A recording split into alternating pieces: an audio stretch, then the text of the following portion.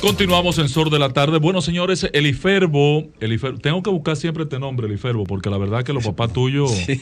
Eliferbo Erasme. Eliferbo es el director ejecutivo de la Unidad Técnico Ejecutora de los Proyectos Agroforestales de la Presidencia de la República. Hoy esta entidad está bajo la tutela del Ministerio de Medio Ambiente. Bienvenido, Erasme, a este espacio. Buenas tardes, Ángel, y al equipo que le acompaña. De verdad que nos llena de satisfacción estar aquí en esta tarde tan hermosa compartiendo con ustedes y hablar de temas muy importantes como es el tema agroforestal en la República Dominicana, pero también hablar del tema de titulación, que aunque no está aquí nuestro amigo y hermano Mérido Torres, quien dirige el departamento, la dirección de titulación, y que en estos momentos estamos titulando y se van a titular más de 8,000 dominicanos que son parceleros en la República Dominicana. En el caso del proceso de la unidad ejecutora de este programa agroforestal, que nosotros conocimos desde su inicio, ¿verdad, Pedro? Sí. Y apoyamos desde su inicio. ¿Cuál es la situación hoy? Ustedes están concentrados en el sur. ¿Por qué solo el sur? No es solamente el sur. El sur justamente en 7 proyectos que están compuestos por las 6 provincias de la cuenca de Asua, que hay un proyecto, le llamamos Las Cañitas, el proyecto de Los Fríos, que está compuesto por las 2 provincias, Asua y San Juan de la Maguana. El proyecto Sabaneta, que está compuesto y enclavado en Sabaneta, eso es en la parte norte de San Juan de la Maguana y alimenta la presa Sabaneta. El proyecto Hondo Valle Juan Santiago, que está ubicado en la provincia de Elías Piña. Y tenemos el proyecto Polo Barahona, que está ubicado en la provincia de Barahona. De esta misma manera tenemos el proyecto Independencia, que está enclavado en todas las lomas. Repíteme que me perdí ahí, me puse a... Tenemos Polo Barahona, atención General Altuna, Polo Barahona, Independencia, la parte norte de Independencia, en Bauruco, la parte norte de Bauruco, Asua y San Juan de la Maguana y Elías Piña. Son 6 provincias. Y 6 provincias y 7 proyectos. Y 7 proyectos en el sur. Y tímidamente estamos también impactando en el Cibao, con los proyectos de Bonao, en Sajoma, Hermanas Mirabal y en Santiago Rodríguez. No a la misma magnitud que los estamos haciendo en el sur, porque en el sur estamos a tiempo completo porque hay un incentivo de 5,000 pesos a parceleros. Para cada parcelero que está... No para cada, son para 6,400 parceleros al inicio, y que en una identificación, auditoría que hicimos, encontramos un déficit de que habían unos 900 parceleros que recibían un incentivo de 5,000 pesos y no cumplieron los requisitos porque no tenían tierra para sembrar.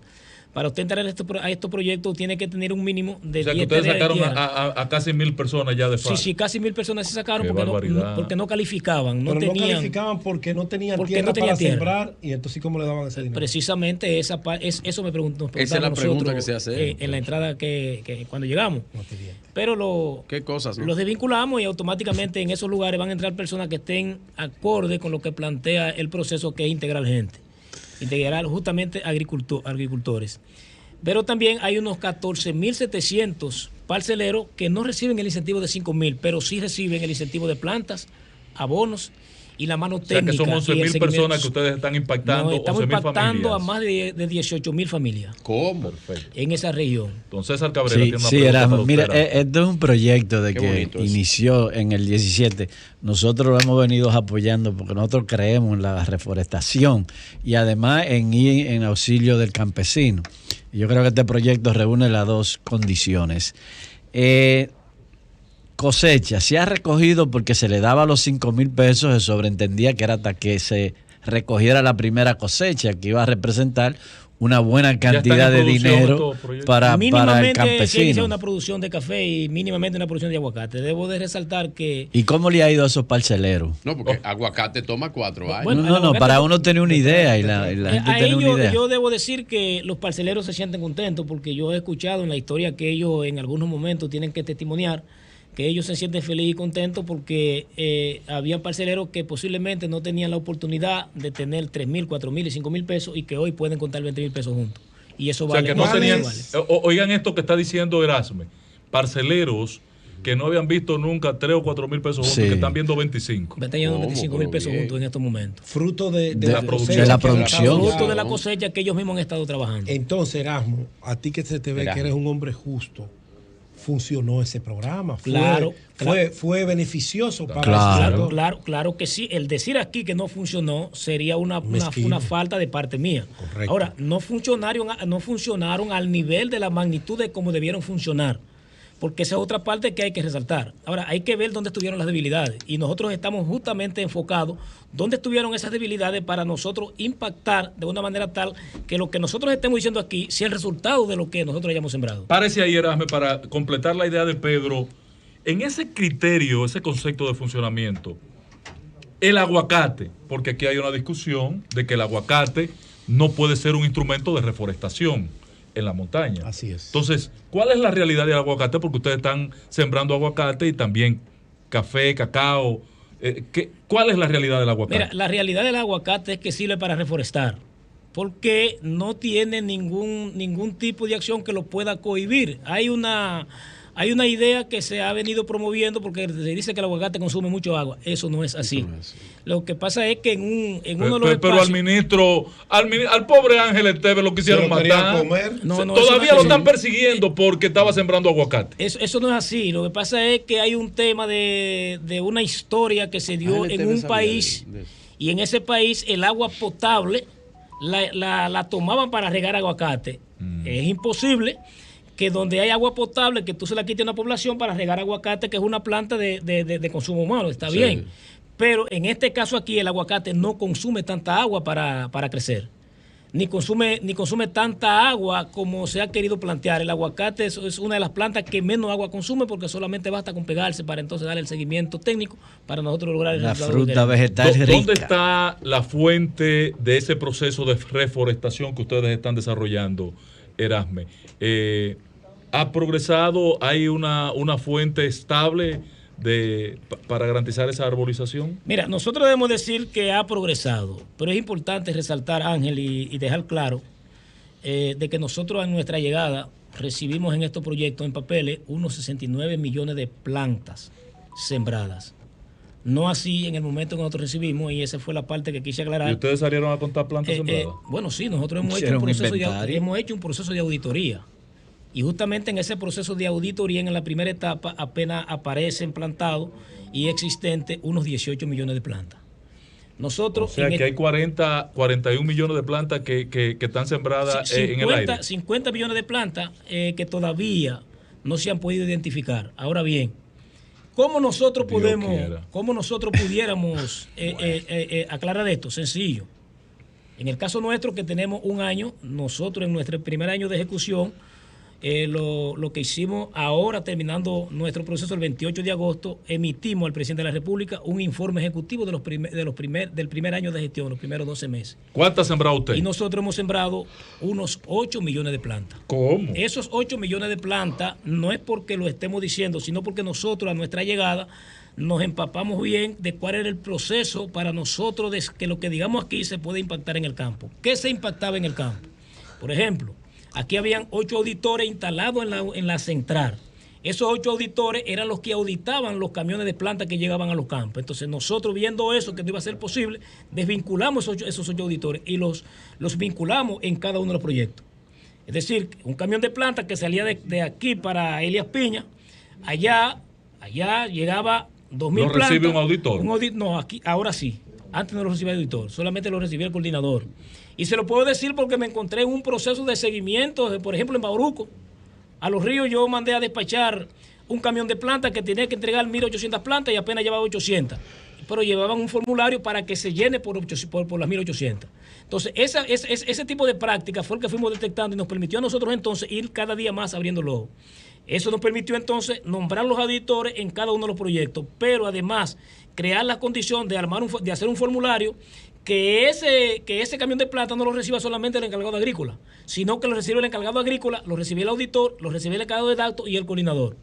Pero ese auditor tenía que reportarle inmediatamente al departamento de operación de la unidad para nosotros inmediatamente saber que llegaron esa cantidad de plantas. Y semanalmente entonces, bajo esa secuencia, tenían que informarnos el coordinador del proyecto con las 4 firmas autorizadas. Erasme, me interesaría preguntarte, tú has hablado de 3 tipos de árboles que se utilizan: el aguacate, el comestible, el café, y hablaste del cacao.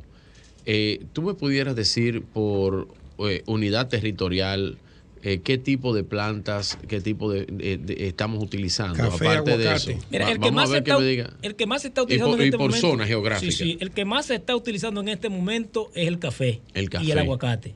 El cacao, donde más se está plantando, es en la parte del Cibao. Y nosotros inmediatamente no nos estamos impactando tanto por la parte que en el Cibao fue recortado el presupuesto. Sí. Pero en sí, en el sur, donde más se está impactando es con el café y el aguacate. ¿Qué tipo de aguacate están sembrando ustedes? Pero es interesante sobre el café, porque el café demanda unas temperaturas climáticas interesantes. En el área de la montaña, yo que soy un poco conocedor del sur, porque de allá viene mi familia. ¿Erasme también? Sí, por eso. Somos Erasme, Félix.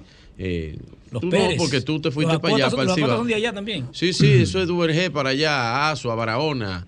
Y toda esa colinda, Cabral, ¿no? También para allá. Así es. Pero importante es, y yo te pregunto, el café, la zona climática, el área climática del café, lo que le permite al café desarrollarse, el terreno montañoso es que más funciona y árido, básicamente.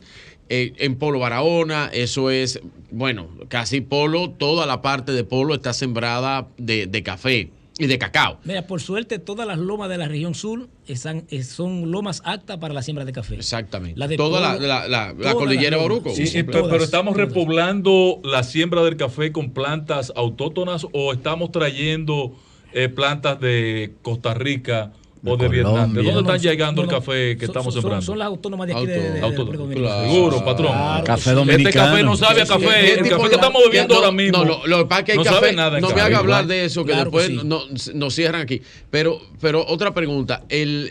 Si tú puedes especificar el tipo de café, el tipo de planta que estamos. ¿Hay algún tipo de planta en especial sobre el café que estamos desarrollando? No, el café normal que usamos los dominicanos. Ok. El catimor y ese tipo de plantas que son las que más se usan aquí y el que más nosotros estamos sembrando. Sí, en el caso del aguacate, ¿qué aguacate están sembrando? Se está sembrando el Hax, el Carla, el Hax es el más internacional. El Hax porque es un aguacate que garantiza la exportación. Claro. Y también sirve para el consumo humano. Pero claro.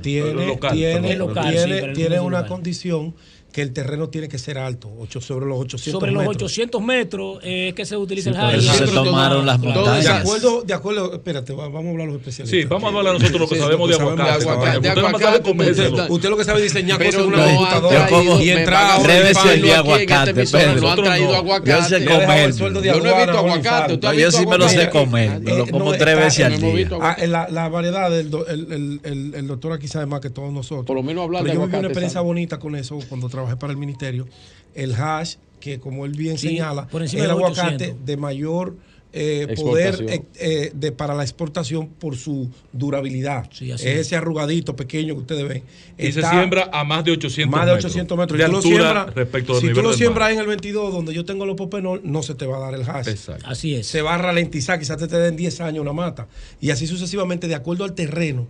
Usted me corrige, maestro. Eso es así. De acuerdo al terreno va el tipo de aguacate que usted va a sembrar. Como decía Virgilio, no sé dónde él leyó eso, pero lo leyó. El cacao se da en esos terrenos rocosos, igual que el café. Incluso el cacao necesita sombra. Recomienda que, por ejemplo, yo ahora en mi tierra le voy a sembrar cacao porque la sombra del aguacate me ayuda al cacao. Bueno, adelante, es importante también resaltar que nosotros estamos implementando ya un nuevo modelo de plantas como son las especias.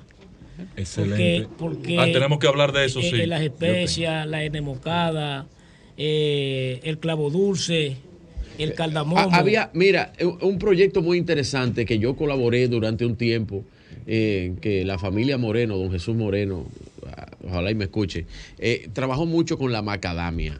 Y el árbol de la macadamia, que también era un árbol que es bastante amplio y que reforestaba bastante bien y que se utilizaba para eso, aparte de que la nuez de la macadamia es una de las nueces más caras del mundo. Sí. Y yo aparte tengo sembrada el valor de apreciación 5 o 6 años no ha dado una sola macadamia. En donde tú la tienes sembrada, porque eso tiene que ser montaña y altura. Sí, tiene eso. Altura también. Sí, y también es interesante. ¿No han tomado proyectos como con la macadamia? Claro que sí, justamente para el Cibao, en Bonao se está sembrando macadamia.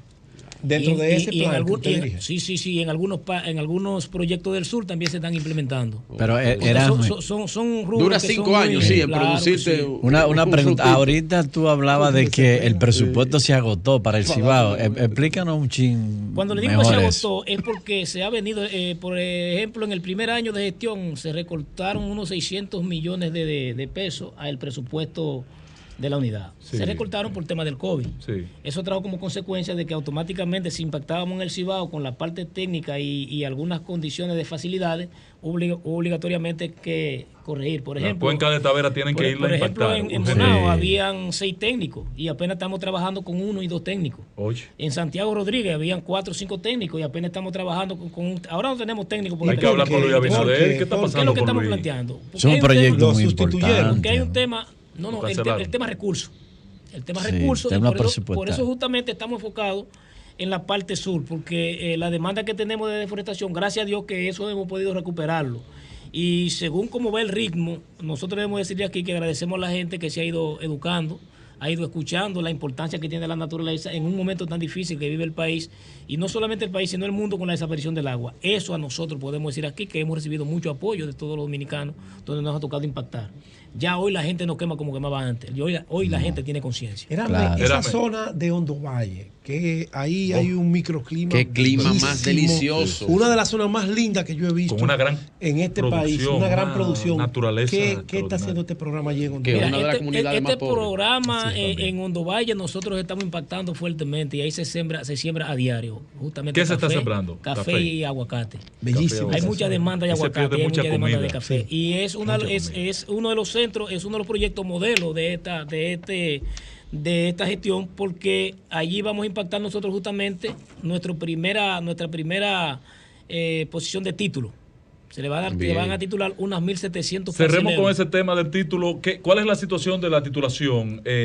Un proyecto que todos nos emocionamos cuando inició en la administración pasada, pero hemos visto como poca actividad. Tenemos que juntarnos en un espacio, compartir conjuntamente con el director de titulación. A nosotros nos ha tocado asumir estos proyectos y que por primera vez en la República Dominicana vamos a lograr titular en una primera etapa unos 1.700 personas. Justamente el 62% de estos 1.700 títulos que se van a titular primero en Hondo Valle y Juan Santiago, el 62% son mujeres. Excelente. Pero se van a titular los 7 proyectos del sur. Se van a titular aproximadamente 8.000 parceleros, entre ellos hombres y mujeres. Ya después de que este año concluya, terminando con Hondo Valle y Juan Santiago, entonces nos iremos. Juan Santiago también es una comunidad con un clima precioso. Entonces nos iremos. Agarraron preso a nuestro padre de la patria. Nos iremos a San Juan de la Maguana, nos iremos a Los Fríos y nos iremos a La Cañita, de la misma manera Polo Barahona, Independencia y Bauruco. Estos proyectos se están trabajando para que todos estos parceleros queden titulados, algo histórico en la República Dominicana, que se pensaba que iba a ser imposible, porque un título de propiedad es como el acta de nacimiento a un ser humano, y esto le crea a estos agricultores que tenían prácticamente poca esperanza de que ellos puedan ser autosustentables, porque este título te va a permitir que en un momento determinado tú puedas tener una facilidad con el Banco Agrícola o cualquier otra institución bancaria para tú impulsar tu desarrollo. Dígale a Orlando Jorge Mera que incorpore sus buenos oficios frente al presidente de la República, que haga uso de los mismos a los fines de que se reconsidere el presupuesto para impactar el Cibao con este programa. Claro, por Dios. Hay que pasar de la palabra a los hechos. Esto es importante. Gracias, Erasme. Este espacio es suyo, hermano. Gracias a usted, Ángel. De verdad, le agradezco y como siempre ponerme a la disposición y decirle que nosotros tenemos la fe y la seguridad de que el presidente, que está identificado con la recuperación de todas las cuencas a nivel nacional, él sabe que hay que hacer grandes inversiones y para eso ha estado planteando un nuevo proceso, un nuevo proyecto de unos 800.000 empleos verdes, que es justamente para nosotros impactar y recuperar esas cuencas y es reforestando. Muy bien. Excelente. Vamos a la pausa, regresamos de inmediato.